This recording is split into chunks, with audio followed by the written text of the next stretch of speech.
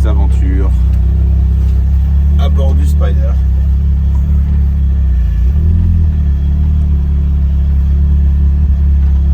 Toujours un peu compliqué de sortir de ce garage, il y a les ronces qui ont poussé.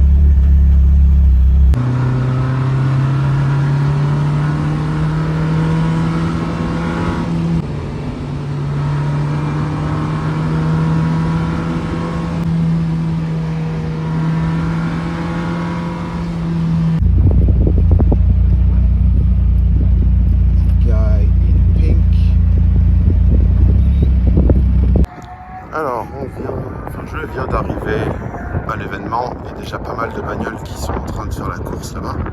Corvette C7 LS1. Je parlais un peu au gars, il a mis des grandes jantes, vraiment très sympa. Une Supra, une RS6, une M4. On a une E55 AMG, j'aimais bien cette génération. C63S, une M3, c'est une F-Type SVR. Avec le facelift de 2018 en peinture noir mat. De mémoire, la noir mat c'était une édition spéciale sur justement l'année 2017. Tiens, une M50 E39 aussi. Ah oui, une SL55 AMG. J'aime bien cette génération. Le gars a mis des cache-plaques. J'aime bien ça avec les feux un peu noircis à l'arrière qui est typique des SL55 AMG ou 65 aussi. Je la trouve très classe cette voiture. Là on a une M5 X3M. Ah c'est rigolo ça. Ça c'est très rigolo. Je pense une Volvo P1800, c'est ça, avec les fins, un Jacos, une 300 ZX aussi,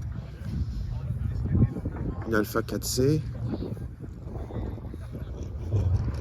oh une 1M, c'est beau une 1M, c'est beau, c'est classe, une M4, RS6, il y a deux RS6, il y en a une avec le V10. Là, je sais pas ce que c'est, ça va être une MNR, un truc comme ça. C'est ça, c'est une MNR. Très cool. Ça, c'est une Vauxhall Monaro, je pense. 765 LT, alors ça, c'est badass hein, quand même. Oh là là. Et cette peinture-là, elle s'appelle Velocity. C'est une peinture qui coûte super cher, genre 10 000 balles. Et c'est une peinture qui change de couleur avec les reflets qui à la base c'était vu sur la première P1 qui est faite par MSO. 197 phase 2, rouge sur rouge, c'est très beau. Ça c'est une Gallardo roue arrière motrice. Elle est un peu abaissée aussi, avec la plaque qui est un peu cool. Oh, une GT40 MK3. Ah, c'est beau ça quand même, avec le V6. Oh, une Balboni. Alors ça je crois, une SVR, une SV pardon. Et ça c'est une Balboni. Alors de mémoire c'est la toute première Gallardo, donc c'est une Gallardo phase 2 qui a les roues arrière motrices, parce que jusque là toutes les Gallardo ou toutes les Lamborghini depuis l'ère Audi étaient en 4 roues motrices, et celle-là je crois que c'est la première à être 2 roues motrices. Et elle était un peu moins chère que les Gallardo normales, mais c'était une série limitée, donc finalement aujourd'hui elle vaut beaucoup plus cher. Cayman GT4 718, une Turbo S 991, une R8 V10S, V10+, pardon. J'aime beaucoup ce bleu sur la M4. Je connais pas le nom de ce bleu, mais je l'aime beaucoup. Donc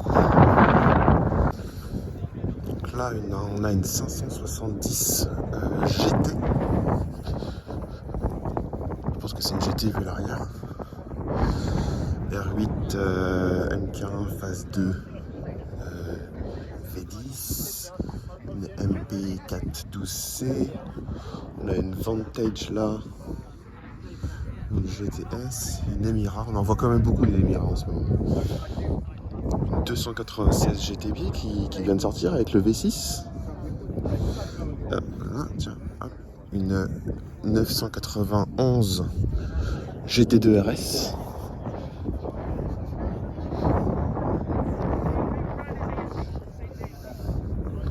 Avec un noir Barack Obama. Et derrière une 991 GT3 RS couleur ultraviolet. Ça c'est Jackie. GT3 996 phase 1 avec le 3 litres 4. Ça c'est beau, ça c'est. On remarque pas trop en fait. Ah non, c'est pas une GT3. J'ai une connerie. La GT3 n'a jamais eu les. D'ailleurs, c'est pas le bon aileron. Mais la GT3 n'a jamais eu les radars de recul. Là, il y a un petit peu de tout. Une rapide, première version de la rapide avec la petite grille. Je trouve que c'est une voiture qui a été un peu oubliée. Et au final, c'est quand même une super caisse quoi. Voilà, elle est belle, elle est classe. Avec une DB7 vert juste derrière. Oh, elle est très très belle aussi celle-là. La Vanquish S. Donc la deuxième Vanquish. Très très belle. On a aussi une Vanquish S. Avec les étriers carbone aussi. Ah, une E55 AMG. Alors ça, c'était l'époque où les AMG n'étaient pas encore très ostentatoires. Il y a juste une suspension un peu rabaissée, une double sortie d'échappement et des grosses jantes. Et le petit pack rouille. Oh là là, c'est dégueulasse. Par contre, je trouve qu'elle est classe comme voiture. Et je suis en train de me dire, est-ce que c'est vraiment une AMG ? Parce que si c'était vraiment une AMG, il n'y aurait pas marqué avant-garde ici. Là. Donc ça me paraît étonnant. C'est une boîte auto. Est-ce que la AMG était en boîte auto ? C'est possible. Alors là, pour le coup, je sais pas. Parce qu'elle est rabaissée. Je sais pas. C'est peut-être pas une AMG. Donc là, c'est un peu plus le centre de l'événement. 720S. Une 430 exige. Donc c'est une cap. Une 570S. Une Performante. Enfin, j'ai Gallardo en tête. Huracan Performante. 458 Italia. Comment font les gens pour être aussi jeunes avec ce genre de caisse ? Là, on a une très belle caisse G, caisse étroite Targa avec l'intérieur Pacha. L'intérieur Pacha, c'est quand même super cool, quoi. Surtout sur un intérieur marron comme ça, ça fait vraiment les années 70. Avec le petit logo en doré comme ça, qu'est-ce que c'est chouette. Donc on a une GT4 ici, là on a une Exige S1, une Maranello. Donc ça c'est une 550. C'est une 550, donc forcément en boîte manuelle la 550. Et elle vaut plus que la 575 qui elle était par défaut en boîte auto. Par défaut, ou en tout cas la majorité en temps auto. Donc 575 avec la bouche qui fait un sourire. 458 Italia. Là aussi. Une 570S, 570S. Une 9.8 Tributo. GT4. 720S. Une DBS. 720S Spider. Une Aventador phase 1 jaune. C'est pas très commun en jaune, je crois. Là, on a un Defender 110. Très chouette quand même de cette couleur. On n'en voit pas beaucoup en argenté comme ça. On n'en voit pas beaucoup. Peut-être même plus qu'un 110. C'est peut-être un 130 ça. Je sais pas. On a une TVR Sagaris avec les échappements qui sont vraiment sur le côté. Ça fait. C'est quand même très bizarre. Et l'aileron en plastique transparent. C'est quand même assez particulier ça.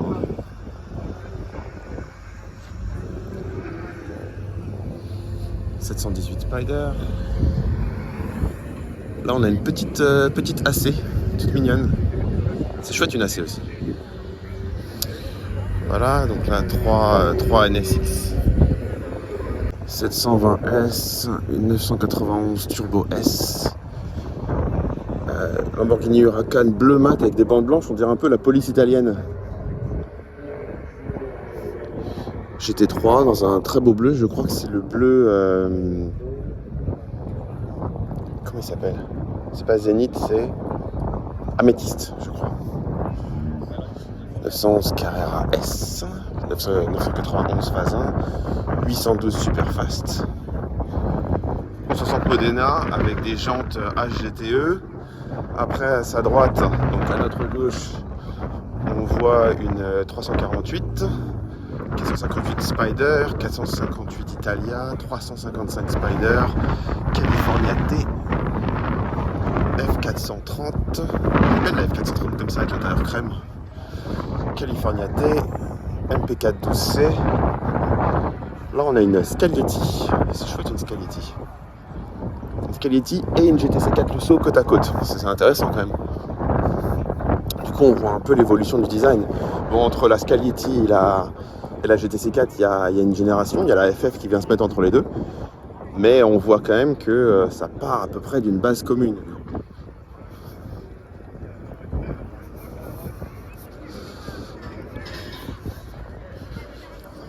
Moi je l'aime bien la Scaglietti parce qu'elle a été oubliée un peu. Là je reprends et je viens de voir qu'il y a une Huracan STO.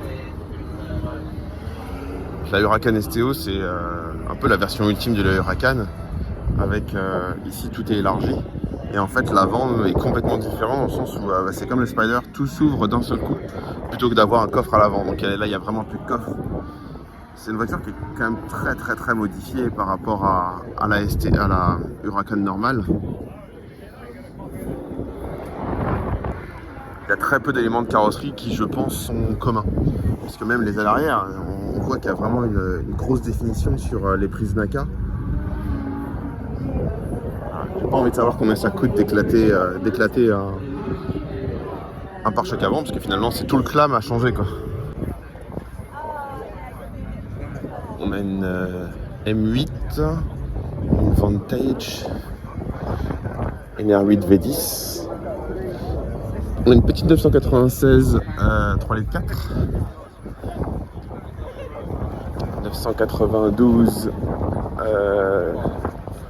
Carrera S ou Carrera 4S. Carrera 4S.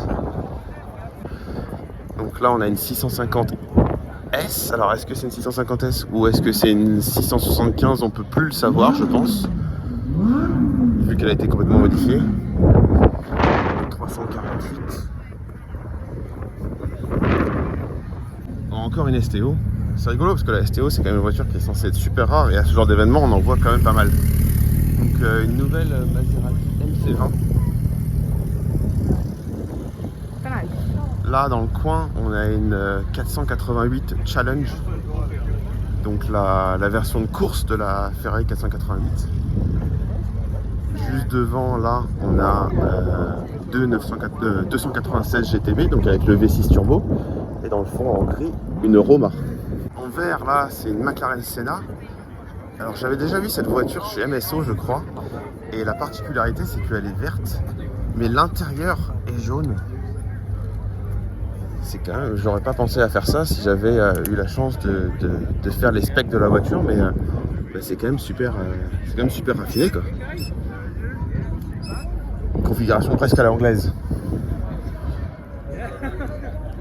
Voilà, donc là on a une Jaguar type lightweight, donc avec le toit en dur. Et là, alors ça, faut vraiment savoir ce que c'est. C'est une Volkswagen XL1. C'était la supercar de Volkswagen qui consommait 1 litre au 100 de mémoire. Je crois que le 1 de XL1, c'est par rapport au 1 litre au 100 km. C'était la première supercar écologique. Je crois qu'aujourd'hui, ça vaut une fortune. Et j'en ai jamais vu sur la route. Là, on arrive chez Lamborghini. Donc, je me souviens que l'année dernière, ils avaient aussi mis ce taureau. Donc, Aventador, n'importe quoi. Murcielago SV coupé. Là, on a une Aventador SV coupé. Ici, une toute première Gallardo. Gallardo de la toute première génération. J'aimais bien ces jantes, mais quand elles étaient grises, pas noires en fait. Je suis pas vraiment fan de la configuration noir sur noir. Ok, donc je viens d'avoir un petit chat avec Greg là qui a la Stone. On s'était rencontrés l'année dernière.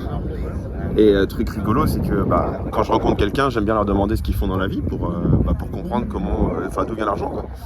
Et lui, il est musicien, il enseigne le piano. Donc, comme quoi, hein, donc une Aventador SVJ avec les petites moustaches là, on dirait toujours quelqu'un de la mafia italienne. Là, ça se calme un petit peu.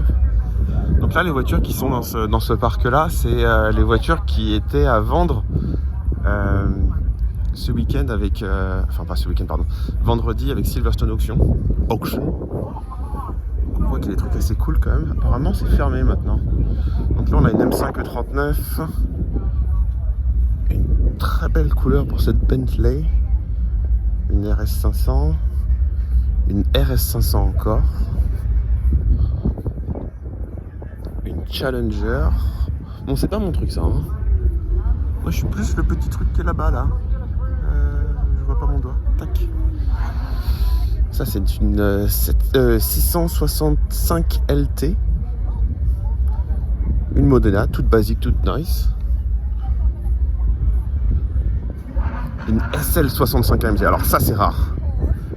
Donc tout à l'heure, j'ai filmé la SL55. Et vu de l'extérieur, comme ça, c'est assez difficile de les différencier. Je crois que la SL65 a un petit spoiler ici, un petit peu différent. Évidemment, elle a un V12 et le pare-choc avant est un peu différent.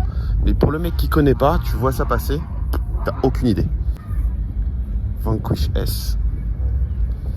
Alors celle-là, j'ai appris qu'elle a quelque chose comme 20 miles au compteur. Et elle a l'intérieur jaune, qui n'est pas d'origine. La voiture, elle a passé sa vie au Koweït, donc c'est une voiture qui doit avoir 15 ans maintenant, je pense. Et ils ont fait complètement refaire l'intérieur en jaune. Et là, elle est à vendre, elle n'a pas roulé, quoi. Oh, alors ça c'est rare. Ça, c'est une TVR Tuscan V12. Alors des V12, il n'y en a eu qu'une seule au monde.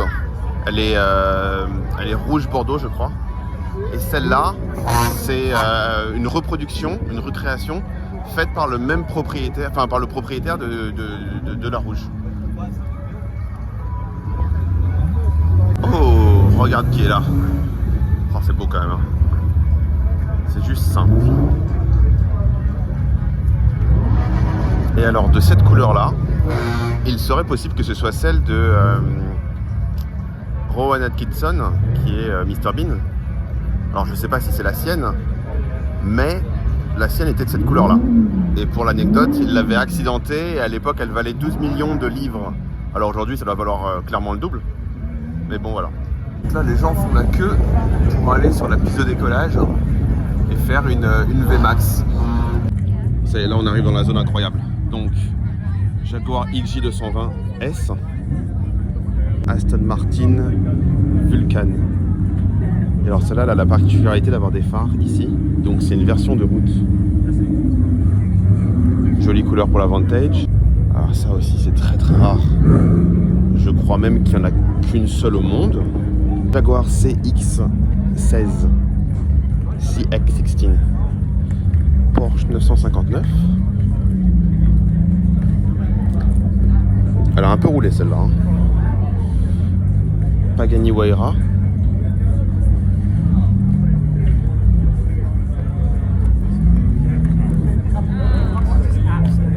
Porsche 918 Spider. F40, F50. Une autre Koenigsegg Regera. Ça vaut clairement plusieurs millions. À mon avis, dans les 3 voire 4 millions. Celle-là, elle n'a pas le pack Ghost. Donc on voit qu'elle n'a pas tous les petits appendices aérodynamiques. Le pack Ghost, c'est quand même un truc qui vaut plusieurs centaines de milliers d'euros en tant qu'option. Hein. Oh, alors là, intéressant aussi. Intéressant. Une Ferrari Enzo. Mais la plupart des Enzo sont rouges. Il y en a quelques-unes qui sont noires. Cette couleur-là, je ne l'ai jamais vue. Enfin, j'ai jamais vu sur une Enzo. Je crois que c'est Rosso Rubino, la couleur. Et là, une 812 compétition. Donc on remarque que c'est une compétition parce qu'elle a cette bande ici là, et elle a un capot arrière qui est assez différent et des échappements qui sont très bizarres. Et la couleur c'est rouge Nuovo je crois. Une F12, un peu oublié la F12 aussi, hein. Surtout en bleu comme ça. On arrive sur l'une des parties que j'aime le plus finalement, c'est tous les petits objets qui servent à rien et qui vont me rendre content pendant peu de temps et après que je vais foutre à la poubelle. Alors j'ai toujours regardé pour une 993, finalement j'en ai maintenant, mais si on pouvait trouver un Spider ce serait quand même chouette, hein.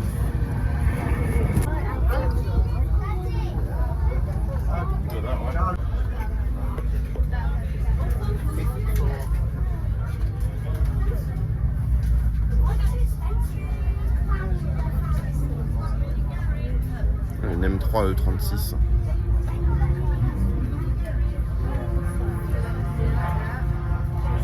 Alors j'aime bien celle-là aussi parce que ce sont celles d'occasion. Des fois elles sont un peu niquées.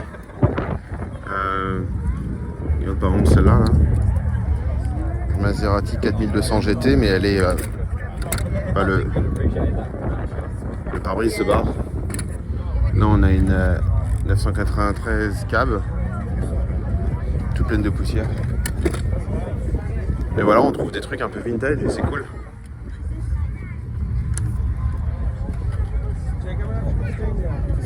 Oh, je me souviens de ce concept.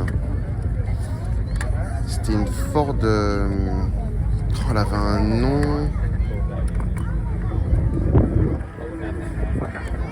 GT90. C'est ça, je crois que c'est le nom du concept. Ford GT90. Je viens d'avoir le prix qui vient de se coller à mon doigt. Tac. Elle est pas mal cette F-Type là, parce que c'est une édition 400 Sport, donc qui était sortie en 2018. On reconnaît que c'est une 400 parce que tous les inserts ici là sont gris pierre à fusil. Et il y a marqué 400, mais tout est un peu gris pierre à fusil. Et en fait celle-là, elle est assez intéressante parce qu'elle a aussi les jantes avec les options carbone céramique, donc les grosses jantes avec les étriers de frein jaunes, ce qui rappelle très très bien les surpiqûres jaunes qui sont spécifiques à la version 400. Et ça aussi c'est spécifique à la version 400 de cette couleur. Et à l'arrière le diffuseur il est aussi d'un gris pierre à fusil. Voilà. Dans sa partie basse, alors là on dirait que c'est noir mais il faut me croire, hein. On a une Morgane aérocoupée. Petit fait intéressant sur la Morgane aérocoupée ou la Aero 8 aussi, c'est que les feux arrière sont les mêmes feux que la Lancia Thesis. Et là voilà qui s'en va.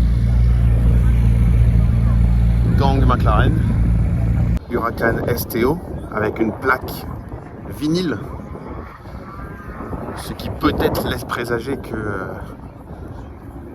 elle a un covering et qu'elle n'est pas sortie de cette couleur-là d'usine. C'est quand même beau, hein. De mémoire, le prix de la STO il est complètement affolant.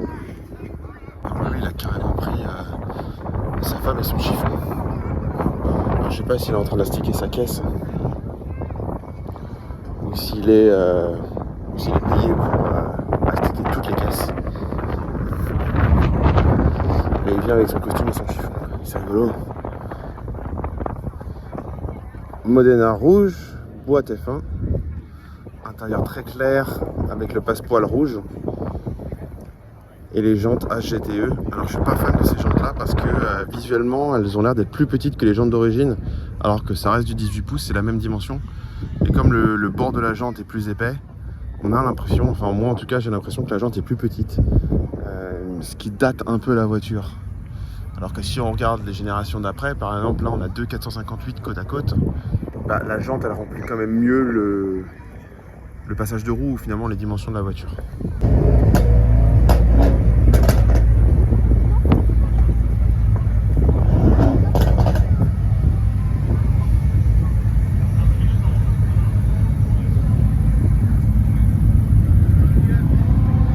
là, j'étais passé un petit peu vite tout à l'heure devant. Une Aventador SV pardon. Noir satin. 296 GTB. J'aimais pas du tout quand elle a été présentée. En fait, elle est vraiment belle cette voiture. Je la trouve classe et discrète.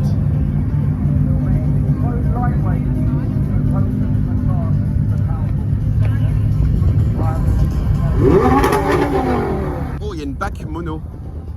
Très intéressant, ça. Une BAC mono, c'est un petit produit anglais qu'on ne voit pas du tout en France. Qu'on voit même d'ailleurs très rarement en Angleterre. Et c'est très radical, un peu à la façon d'une Ariel Atom. Je pense que ça s'adresse à la même clientèle. Et c'est une BAC, c'est la marque, et mono, c'est la voiture pour le fait que ce soit une monoplace.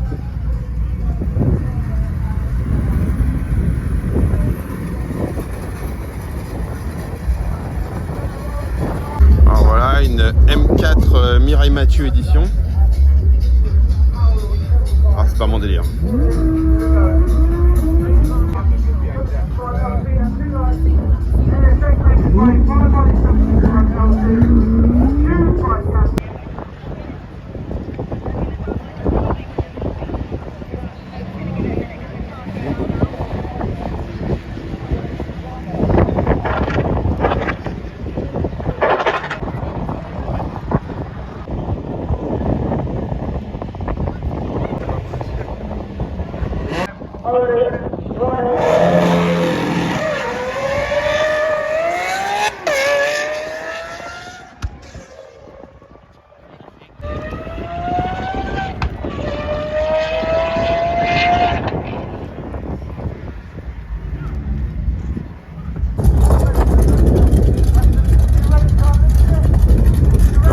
Une 360 Challenge Stradale garée là, tranquillou. Ah, c'est beau quand même.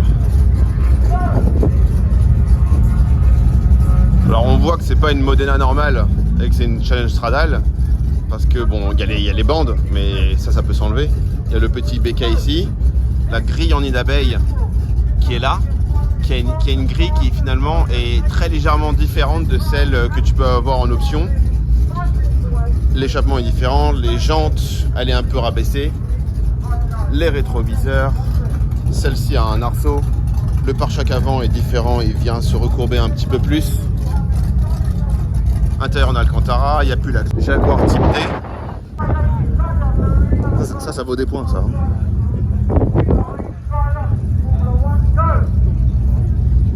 Avec la belle dérive là, comme sur le Project 7.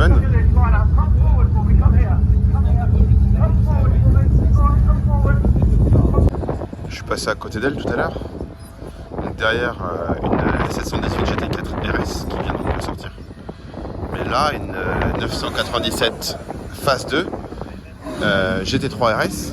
Mais plutôt que d'être le 3,8 litres de la phase 2, c'est le 4 litres. Donc ça, c'est très très rare.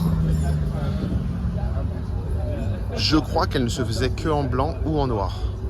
Alors c'est rigolo parce que les gens viennent photographier la GT4 RS qui vient de sortir parce que c'est un peu la nouveauté.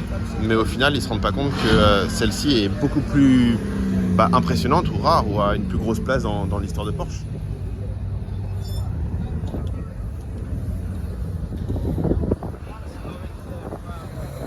Donc une lightweight. Alors je sais pas si c'est une vraie lightweight ou si c'est une refabrication. Bon bah on se rentre. J'ai pas déjeuné. Donc je vais passer voir Mathieu vite fait, manger un petit bout. Et alors je me demande s'il y a des nouvelles choses qui sont arrivées depuis que je me suis garé. Non, je suis toujours plus ou moins le dernier. Allez, c'est reparti. Et voilà. Donc on s'en va. Allez, bisous.